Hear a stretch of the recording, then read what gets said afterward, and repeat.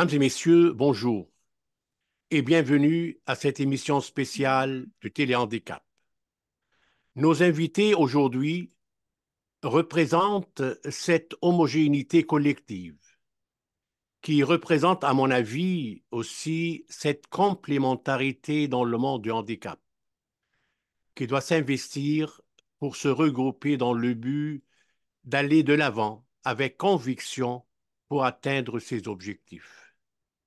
Il me fait grand plaisir d'accueillir aujourd'hui dans cette émission trois invités de l'organisme PIMO, qui veut dire Promotion Intervention en milieu ouvert.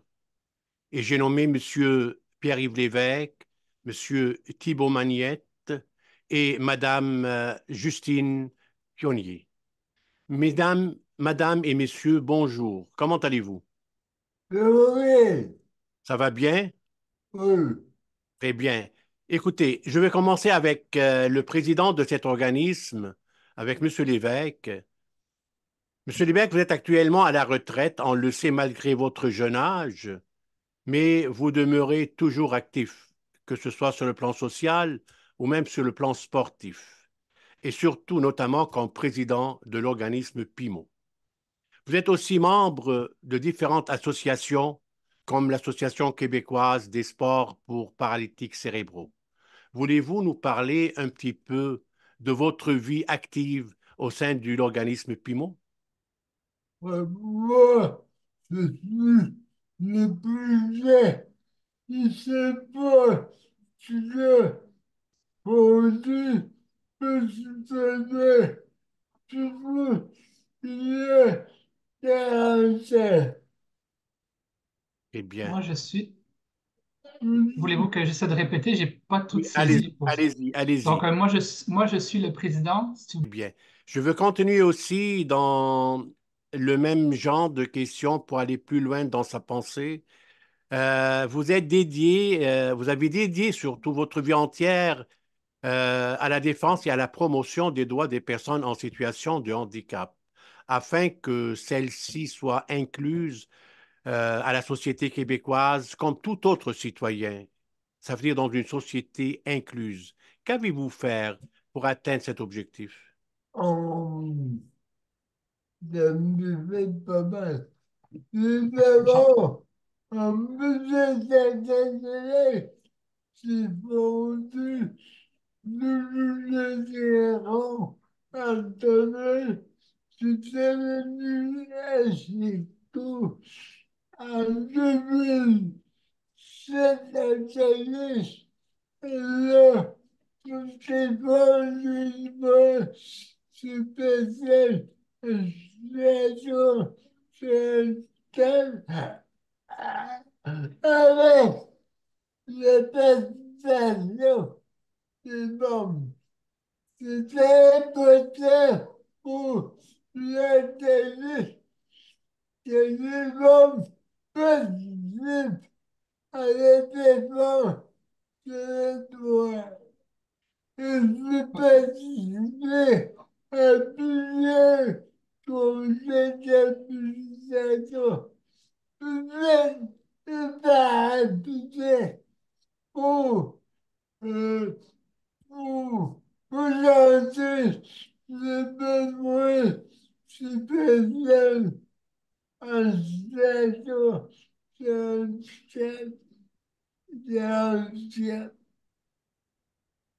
Voulez-vous que je répète en partie, Monsieur Coury? Allez-y, oui, oui, allez-y. Donc, Pierre-Yves dit qu'il a fondé l'organisme Nous nous intégrons en commun, qui est par la suite devenu l'organisme Execo. Il a aussi bon, fondé Pimo, comme vous le savez. Puis pour lui, une des choses les plus importantes, c'est que les membres puissent participer à la vie associative de l'organisme. C'est une des choses pour lesquelles il se bat présentement. En résumé, c'est correct, Pierre-Yves, ce que j'ai nommé? droits. Ben, je retourne vers vous, Monsieur Thibault, maintenant, et vous avez fait une excellente traduction, et c'est très bien. C'est de cette manière qu'on se réalise ensemble dans cette émission. Vous êtes co-directeur, si j'ai bien compris, et surtout un défenseur acharné pour les droits de personnes handicapées. C'est sûr, vous êtes dans la bonne place. Voulez-vous, s'il vous plaît, nous parler de vos réalisations à l'intérieur ou à l'extérieur de votre organisme et le rôle important que l'organisme Primo joue actuellement sur la scène québécoise? OK. Ben moi, personnellement, dans le fond, c'est ça, j'ai des études en travail social, puis j'ai été longtemps intervenant dans le milieu communautaire, dans le réseau public aussi, généralement auprès des personnes aînées en situation de pauvreté, problèmes de santé mentale, toutes les facettes du handicap. Fait que dans le fond, depuis bientôt 2 ans, je suis rentré à Pimo pour tenter de prendre la relève de ma collègue Marie-Josée Dehitt, qui était là depuis 27 ans à la direction de Pimo. Donc, c'est le CA a jugé bon de prendre les choses d'avance et de faire une transition en douceur. Euh, ce que je dirais par rapport à moi pour Pimo, un de mes principaux mandats, un peu dans le sens de ce que Pierre-Yves disait, c'est de fédérer tout le monde autour de Pimo. Parce que Pimo est un organisme essentiel, même si ce n'est pas un organisme de besoin d'urgence, de première ligne, excusez-moi. La plupart de nos membres seraient pris chez eux sans service, sans vie sociale, sans rien si Pimo n'était pas là. Euh, Par contre, on fait partie des organismes communautaires que les gens ne connaissent pas très bien. Hmm. On pense qu'on fait partie du réseau et prennent un peu les services de Pimo pour acquis. Donc, un de mes mandats principaux, c'est d'essayer de faire comprendre aux membres l'importance de s'impliquer pour que l'organisme survive, d'où d'essayer de les fédérer autour de la cause et aussi de faire comprendre aux partenaires et au gouvernement que ça fait maintenant une quinzaine d'années qu'il y a une politique, la politique à part entière, dont un des points est spécifique sur le développement de services publics en accompagnement, au même titre par exemple que le transport adapté ou le soutien à domicile. Donc, on travaille fort, de plus en plus fort dans les 2, 3 années qui s'en viennent pour regrouper les membres et essayer de faire en sorte que les promesses du gouvernement d'il y a 15 ans se matérialisent un jour. Là. Dites-moi, c'est très bien ce que vous venez de nous dire. Mais si j'ai bien compris, vous préparez déjà dans 2 ans votre 40e anniversaire de naissance. Oui. Vous savez, aujourd'hui ou cette année, notre association, l'Association de paralysie cérébrale du Québec, fête son 75e anniversaire. Donc, dites-moi, qu'avez-vous fait comme projet majeur qui a s'occupé la structure administrative et politique aussi au Québec pour rendre des services majeurs aux personnes qui font partie de votre groupe? Mais la plus importante, dans le fond, c'est justement le point de la politique à part entière, le point 7.3, qui est le développement des services. Hein? Cette politique a été mise en place en 2009, puis Pimo, à ce moment-là, était pas mal le leader de la table de concertation en accompagnement à Montréal. Donc, je pense qu'on peut se dire, sans trop se vanter, que c'est en bonne partie grâce à Pimo que ce point a été intégré dans une politique québécoise. Oui, Maintenant, c'est notre job aussi de faire en sorte que le texte soit appliqué, donc de talonner les différentes institutions. Ça, oui. c'est le point majeur, c'est d'avoir politisé le point, puis d'avoir fait en sorte que ça devienne un service public.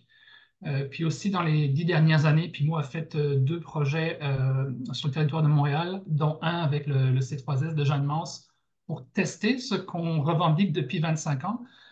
Donc, de 2017 à 2020, il y a un projet qui a été réalisé sur l'accompagnement pour donner le service d'accompagnement à tous les membres possibles et imaginables. Donc, pas juste les membres en déficience physique, on parle des membres qui ont aussi un trouble du spectre de l'autisme, qui ont une déficience intellectuelle, qui ont des problèmes de santé mentale, vraiment tous les types de problématiques qui peuvent faire en sorte qu'une personne a besoin d'accompagnement. Mais ce projet, on a été capable de démontrer qu'avec le soutien du réseau, puis notamment le soutien de la Fédération des centres d'action bénévoles, puis plein d'autres partenaires montréalais, un service d'accompagnement au niveau public est possible. On a été capable de le faire, nous, petit organisme que nous sommes. Donc, on a encore du mal à comprendre que le gouvernement n'est pas plus avancé. Donc, on est arrivé avec les idées, on a politisé ça, on est arrivé avec les projets, on a démontré ça.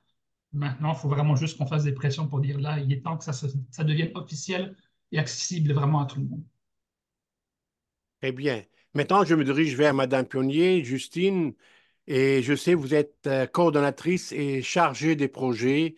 J'ai vu, vous êtes titulaire d'une maîtrise en sciences humaines et sociales qui relève de l'éducation et de la formation spécialisée en situation d'handicap et dans une société inclusive. Quelles sont les idées, Madame Pionnier, à propager, d'après vous, auprès du public et surtout auprès des intervenants dans le domaine pour atteindre les résultats convaincants? Premièrement, je dirais que ça serait de vraiment considérer la personne à part entière, même si elle a des limitations physiques, par exemple. C'est vraiment important que les intervenants se mettent dans une place d'aidant sans faire à la place des membres que l'on accompagne. Il faut leur laisser le temps aussi euh, d'effectuer leurs tâches. Il faut qu'ils maintiennent leur autonomie, il faut qu'ils améliorent leur autonomie aussi. Donc, je vous dirais que ça serait ça le plus important pour moi. Ce serait vraiment de se mettre, rester, que les intervenants restent dans une place d'aidant, puis de ne pas faire à la place de la personne. Bien évidemment, en tant qu'intervenant, il faut avoir une bonne capacité d'écoute aussi envers les membres, puis d'être patient aussi. Euh, Surtout aussi de ne pas infantiliser les membres qu'on accompagne parce qu'ils ont des limitations physiques. Je vous dirais que c'est pas mal ça, des points importants. Dites-moi aussi, j'aimerais savoir, pour voir comment ça se passe chez vous, est-ce que ça vous arrive d'avoir de la difficulté de rejoindre des bénévoles ou des personnes qui aimeraient vous donner un coup de main dans vos projets? Est-ce que vous avez cette difficulté ou c'est facile chez vous d'avoir des personnes bénévoles autour de vous? Alors nous, nos intervenants sont pas bénévoles, sont employés. Oui, Donc c'est sûr que là, on est plutôt assez stable au niveau de l'équipe. C'est vrai que l'année dernière, on a peut-être eu un petit peu plus de difficultés à recruter et surtout à garder des personnes qui restent dans l'équipe sur le long terme. Aujourd'hui, on est plutôt bien stabilisé. Par rapport au bénévolat, c'est pas quelque chose qu'on a développé au niveau de l'organisme encore. C'est justement des choses sur lesquelles on pourrait se pencher à l'avenir avec Marie-Josée, Thibaut, puis Pierre-Yves et le conseil d'administration. c'est très bien.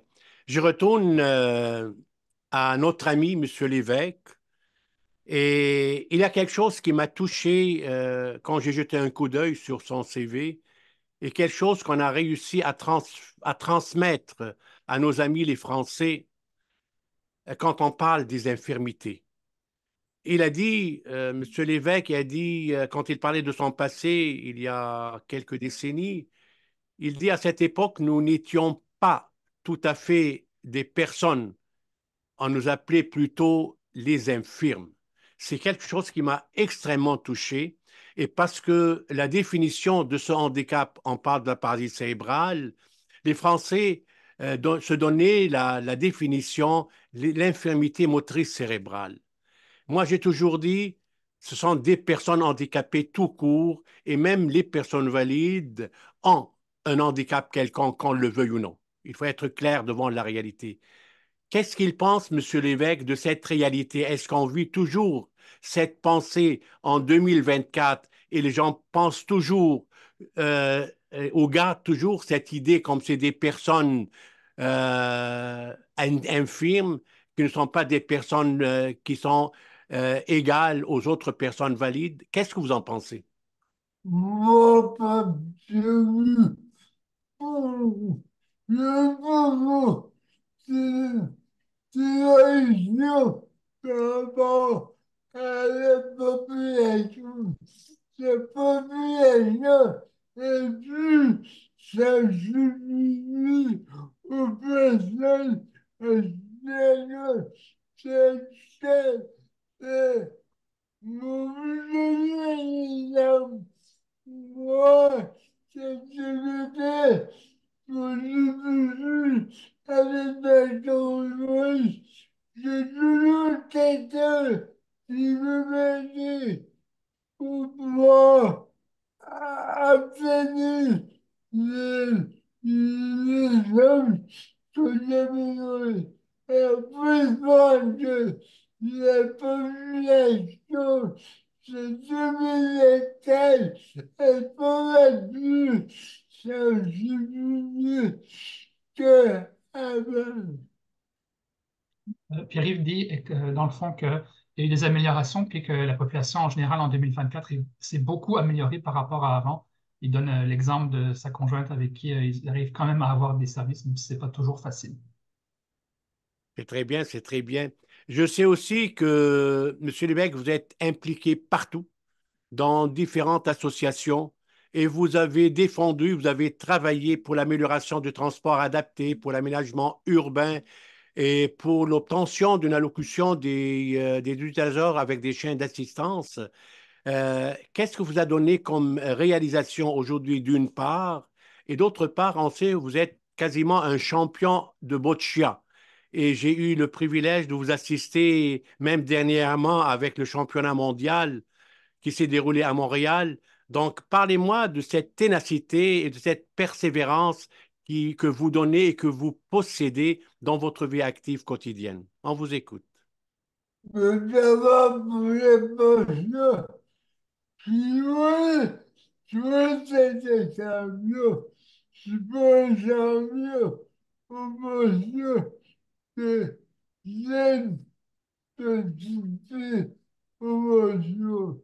Ça jamais été, j'étais impliqué pour nous, toutes les années, j'avais dit associatif, c'est pas sélectionné, c'est collaboré à plusieurs fondations, associations, locales, régionales, nationales. Non, je participé à des conseils d'administration publics et para- parapublics. Oui. Bon, je m'excuse, j'ai pas compris le début, Pierre-Yves, mais sur la deuxième partie, dans le fond, tu expliques que tu t'es impliqué dans des associations locales, régionales et provinciales, notamment dans l'association excusez, Dans le développement de de- ce projet, son implication, sa ténacité, sa persévérance là, ouais, quotidienne. oui, oui, oui. Je m'excuse, j'ai pas tout compris. Et Pas c'est tout dit. exactement ça. Mais maintenant, je veux retourner à vous d'ailleurs, là, et surtout votre engagement avec l'organisme PIMO dans le développement et dans la gérance aussi des projets communautaires. Vous organisez, vous animez surtout plusieurs activités et vous assurez le développement des bases, des données et surtout, et je m'arrête sur ça, je voudrais bien comprendre la précision à l'égard des logiciels d'intervention. Que voulez-vous dire là-dedans? C'est quoi les logiciels d'intervention dans dans l'intégration des projets et des programmes chez Pimo? Oui. En fait, personnellement, moi, je suis quelqu'un qui est autodidacte en informatique, puis c'est un passe-temps. Puis de ce que j'ai remarqué, jusqu'à temps que j'arrive à Pimo, là, je vais y venir, souvent en intervention, on a la vision des gens qui sont sur le terrain, qui sont confrontés aux difficultés, aux réalités des gens. Puis au niveau supérieur, on a tous les gestionnaires à tous les hauts niveaux qui arrivent malheureusement encore souvent avec des plans d'intervention, des plans de gestion, des objectifs, des statistiques, etc., puis qui n'ont pas forcément la réalité de comment ça peut s'appliquer, et les intervenants qui ne comprennent pas pourquoi on leur donne ça. Fait que je dirais qu'une de mes forces, justement, était de trouver des moyens que les deux puissent se parler. Puis, ce qu'on fait justement à Pimo avec ça, on utilise un logiciel de gestion pour faire les jumelages.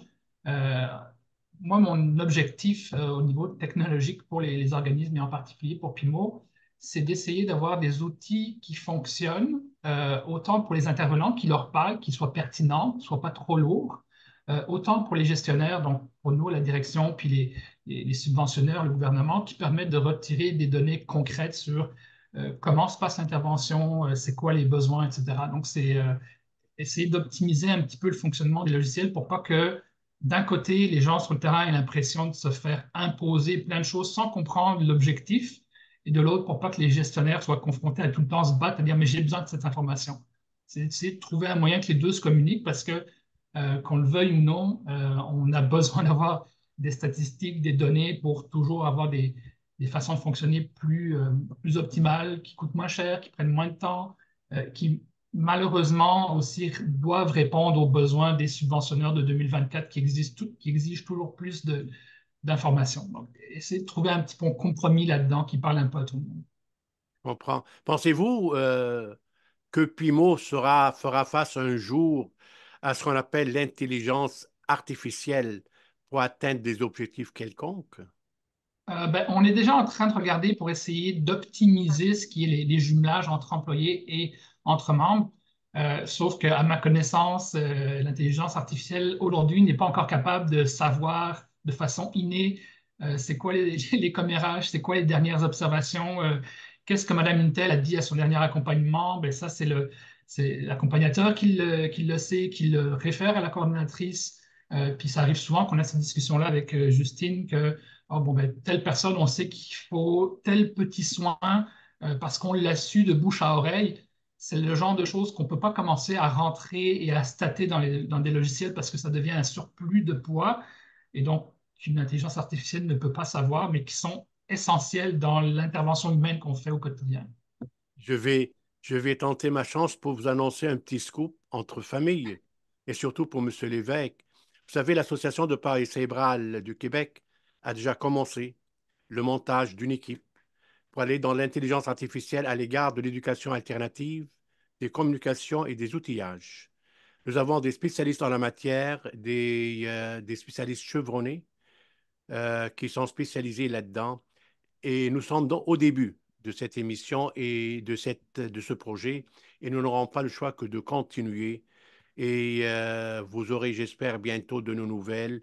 Et de cette façon qu'on va se réaliser tous pour donner ce pouvoir aux personnes vivant avec un handicap et surtout avec un handicap physique. Maintenant, je retourne à vous, Madame Justine, c'est que j'aimerais bien avoir votre opinion et de nous parler votre rôle avec vos équipes et l'implication des personnes vivant avec un handicap à titre de bénévole. Est-ce que ces personnes ne sont pas seulement de bénévoles, est-ce qu'ils participent pour la réalisation de leur propre projet? Alors, moi, mon rôle au sein de PIBO, donc c'est la coordination du service. Donc, je suis en lien principalement par téléphone ou courriel avec les membres parce qu'ils nous font des demandes d'accompagnement pour pouvoir sortir à l'extérieur de leur domicile pour, par exemple, des rendez-vous médicaux, des activités de loisirs, de l'épicerie. Ça peut être pour beaucoup de choses comme n'importe quelle personne. Euh, et puis, je fais du coup le lien avec les accompagnateurs donc, qui travaillent pour nous et leur disponibilité. Donc, je vais être sur la gestion des plannings pour répondre aux demandes de nos membres. Et puis après, ben, j'assure la qualité du service en parallèle. Les membres aujourd'hui utilisent le service pour leur vie quotidienne. On a quelques membres qui sont quand même impliqués dans la vie, je dirais, associative, qui est quand même très peu développée aujourd'hui à Pimo, comme le disait Thibaut, puis Pierre-Yves tantôt. C'est quelque chose que Pimo essaie de développer aujourd'hui. Donc, on a quelques membres qui font partie de certains comités, par exemple le comité de gestion des plaintes ou le comité de vie associative. On a aussi des membres, bien sûr, qui sont sur notre CA.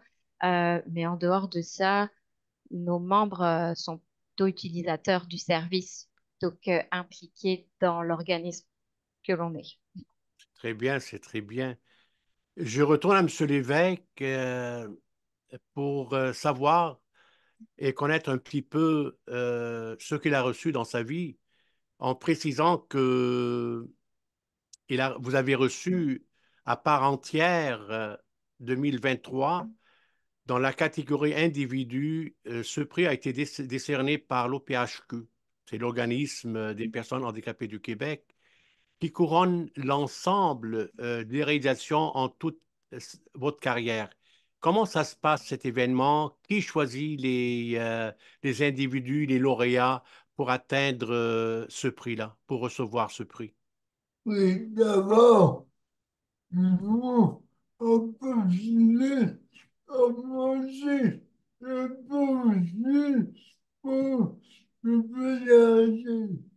Et la société, le lieu comme si de sélection à l'échelle et à la scène pour choisir la personne, la spécialité qu'on qu'on veut avoir cette société à titre, à titre d'élu, à titre d'élu, je plus apporter. Je vais reformuler. Dans le fond, dans dans un premier temps, excusez-moi, Pimot qui a déposé la candidature de Pierre-Yves OK. pour son œuvre. Et puis, comment ça fonctionne? Il y a un comité interne et un comité externe qui évalue les candidatures là, qui, en précisant, sont à l'échelle du Québec, pas juste de Montréal. OK, OK. Mes félicitations pour ce prix. Et je sais, je me rappelle très bien, il a aussi écrit un livre il y a 2, 3 ans, et ça a été un grand honneur pour les personnes vivant avec l'appareil cérébral de donner, de démontrer leur pouvoir intellectuel malgré cette déficience, je dirais, physique, qui, malgré que vous vivez dans votre présent sur le plan physique, mais intellectuellement, et votre lucidité n'a pas de frontières. Et c'est ça notre honneur d'avoir ces personnes vivant avec l'appareil cérébral, de démontrer au public quel pouvoir ils ont à leur donner. Maintenant, je retourne à vous, M. Thibault, pour terminer. Si vous avez un message à transmettre auprès des autorités ou auprès du public aussi, pour les sensibiliser à l'égard des personnes handicapées, tout handicap confondu, qu'aurez-vous à nous dire aujourd'hui? Le message, autant pour les politiciens que pour les gens, c'est de penser que la lutte de Pimot, la lutte de Pierre-Yves, c'est pas seulement pour les adultes en fin de vie ou multipolyhandicapés, prenez tous les termes que vous voulez. Il y a des gens plus jeunes, puis j'ai un exemple vraiment très récent en tête que je vais me permettre de discuter. Justine et moi, on a été faire une présentation à l'école Charbonneau, Joseph Charbonneau, cette semaine Oui. dans une classe de jeunes là, de 17-18 ans. Puis il y avait une personne dans cette classe-là, une jeune dame justement aussi atteinte de paralysie cérébrale, qui a découvert, je pense, avec émerveillement que Pimo existait, mais que malheureusement, Pimo est à Montréal et cette personne est en dehors de Montréal. Donc, pour la suite, on va voir qu'est-ce qu'on peut faire avec l'école, avec cette personne, euh, pour l'offre de service. Euh, mais l'idée, c'est que même si Pimo en venait à être vraiment reconnu ouvertement à Montréal, ce serait un premier pas, mais ce ne sera pas suffisant parce que c'est bien beau de donner des services à Montréal, mais il y a quand même tout le reste du Québec. Puis on réalise que donner un service d'accompagnement à Montréal, c'est peut-être plus facile en raison de la proximité des ressources, des services et des gens que ça pourrait l'être à Gaspé, mais c'est aussi essentiel. Donc, c'est sûr que nous, on va se battre par rapport à l'expertise qu'on a puis aux partenaires qu'on a déjà à Montréal. Mais ce n'est pas ça notre objectif. L'objectif, c'est que ça devienne un service public, comme je l'ai dit plusieurs fois, pour tout le monde. Et donc, si éventuellement Pimo peut faire partager son expertise avec les organismes plus de régions, plus éloignés de Montréal, là, à ce moment-là, on pourra dire, je pense qu'on a atteint notre but. Donc, on espère que la sphère politique va entendre le message que ce n'est pas juste pour Montréal qu'on se bat, mais vraiment pour tout le Québec. Et je pense que c'est ça que Pierre-Yves nomme tout au courant de son livre. C'est assez clair le message que c'est pour toute la société québécoise et pas juste pour les gens qui restent au centre-ville. Et je vais terminer avec Madame Pionnier pour connaître un petit peu, est-ce que votre organisme, Pimo, votre clientèle, ça veut dire vous pouvez accueillir tout handicap confondu ou seulement l'handicap physique? Vos portes sont ouvertes à tout handicap? Non, Pimo est spécifique au handicap moteur. Toutefois, c'est pour ça qu'on a les financements aujourd'hui. Toutefois, on a quand même beaucoup de membres qui ont d'autres handicaps associés. Par exemple, on a des personnes qui ont une limitation certes physique, mais qui ont aussi des troubles de santé mentale ou des troubles cognitifs Hmm. ou une déficience intellectuelle. Euh, Nous, il faut effectivement quand même que le membre, sa limitation principale soit physique pour qu'il soit admis dans notre service. Mais s'il y a un autre handicap associé, on n'est pas du tout fermé à les accueillir. Toutefois, on ne peut malheureusement pas aujourd'hui accueillir une personne qui n'aurait pas de limitation physique, qui serait par exemple uniquement déficiente intellectuelle, par exemple. Et c'est bien dommage parce qu'on a beaucoup justement de demandes à ce niveau-là. que ce soit pour des troubles cognitifs, des personnes ayant un trouble du spectre autistique, pardon, ou des problèmes de santé mentale. On a beaucoup de personnes qui nous contactent pour faire partie de nos services, mais malheureusement, ben, aujourd'hui, c'est pas notre mission première.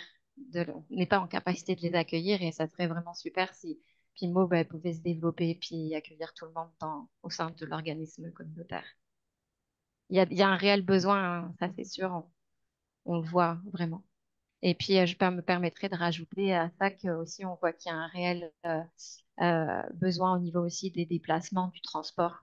On a beaucoup de personnes qui nous appellent pensant qu'on offre du transport, mais non, on n'offre pas du transport, on offre des accompagnements. Et donc là-dessus, il y a un réel besoin aussi. Madame, Messieurs, Téléhandicap vous remercie chaleureusement pour cette implication et cette participation à cette émission spéciale. Votre rôle est primordial pour travailler tous ensemble pour de meilleurs lendemains pour les personnes vivant avec un handicap au Québec. Mesdames et messieurs, chers téléspectateurs, téléspectatrices, je vous remercie pour votre assiduité et ce n'est que nos revoirs. Merci.